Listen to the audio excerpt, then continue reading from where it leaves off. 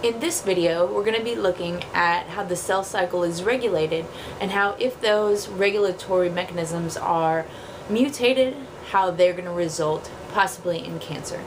So just a reminder, the cell cycle is regulated by a series of checkpoints and also by a set of genes and their proteins. So the first type of gene are proto-oncogenes, and their job is just to tell the cycle, go, right? So they're going to be what stimulates the cell cycle to begin in the first place.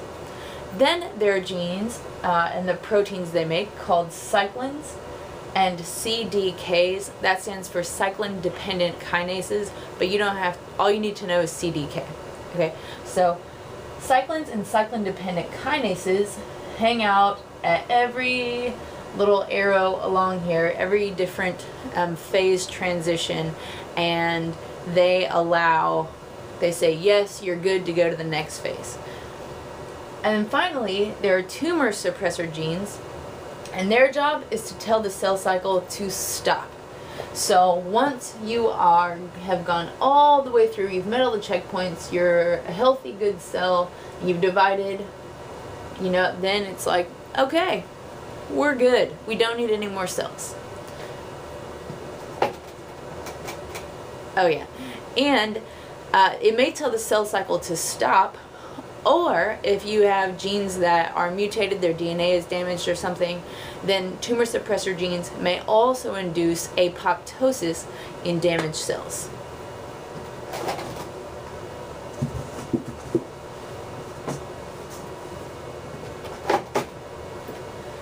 Now there are several gene mutations that are involved in cancer. Okay, the first is if those proto-oncogenes transform or mutate into oncogenes. Whenever you see onco, that's going to have to do with cancer, like an oncologist is a cancer doctor. So basically, right, your normally stimulating cell cycle genes will trigger an overstimulation of the cell cycle. So it's just going to want to keep going and going. Next, and on the other hand, are if you have a mutation in your tumor suppressor genes, right? Tumor suppressors are the cell cycle's, stop sign. But if this is mutated, the cell cycle is not going to stop. So it's not going to stop, it's just going to keep going. And this is especially dangerous, especially if you have mutated cells. Your cell's not going to, or your body's not going to say, hey, let's apoptosize you, or instigate cell death. Just come on by, and it'll just keep making mutated cells. And then the third most important gene mutation that could result in cancer are mutations in the genes that actually influence the DNA repair. So if you remember, at the end, at the G2 checkpoint, what our cells are looking for is all the DNA healthy? Is it replicated correctly? If it's not, it will repair the DNA. If it's damaged beyond repair, it'll instigate apoptosis. So normally, right, our DNA gets checked and regulated. But if there are mutations in this DNA repair genes, then cells with damaged DNA just might pass on through G2. Or over time, these small mutations will accumulate and accumulate to result in larger negative effects on our health, like cancer.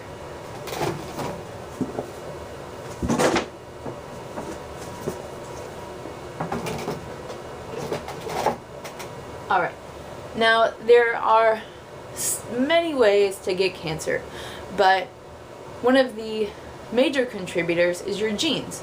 Now, just because someone in your family has had cancer doesn't mean that you will get it. However, you could be what's called genetically predisposed to cancer, meaning you have a higher likelihood of getting cancer because you inherited a mutated form of a gene, one of those mutated tumor suppressors or proto-oncogenes. So my example here is the BRCA1 gene, and it's a tumor suppressor, and it's actually a dominant version of that allele. So being cancer-free is the dominant version of BRCA1. However, if that gene gets mutated, right, then breast cancer can be a result. All right, and so this mutated version is recessive. So I've got our Mendelian big G and little g here. So if you are homozygous dominant for the BRCA1 gene, you're cancer-free, you're good to go. If you are heterozygous, you're still cancer-free. However, you're only one mutation away from potentially having being homozygous recessive, in which case your likelihood of getting cancer is much more greatly increased. So right here I have what's called a pedigree, and a pedigree is just like a family tree. So the squares are the males and the circles are the females. If any of these is colored in black, that means that they do have cancer. And if it's white, it means they don't. So you can see I have a male and a female, and the female has breast cancer, and then it shows her offspring, one female with breast cancer, one male without, one female with breast cancer, and another female without. And so every single one of these females with breast cancer have that homozygous recessive genotype for cancer. And you can see that, for instance, this woman who marries a man who is homozygous dominant to be cancer-free, her children aren't as likely to get cancer because they have one of those dominant cancer-free genes from dad. However, they're only one mutation away from potentially having the mutated form of that gene, which could cause breast cancer. However, on this other side, you can notice that you may have two parents, both cancer-free, but they can have a child because if they're heterozygous, they can have a child that's homozygous recessive for breast cancer. So that's why it's important to know your family history back as far as you can. Now, genes are not the only thing that can determine whether or not you acquire cancer. There are also chemicals called carcinogens, or not just chemicals, all sorts of things.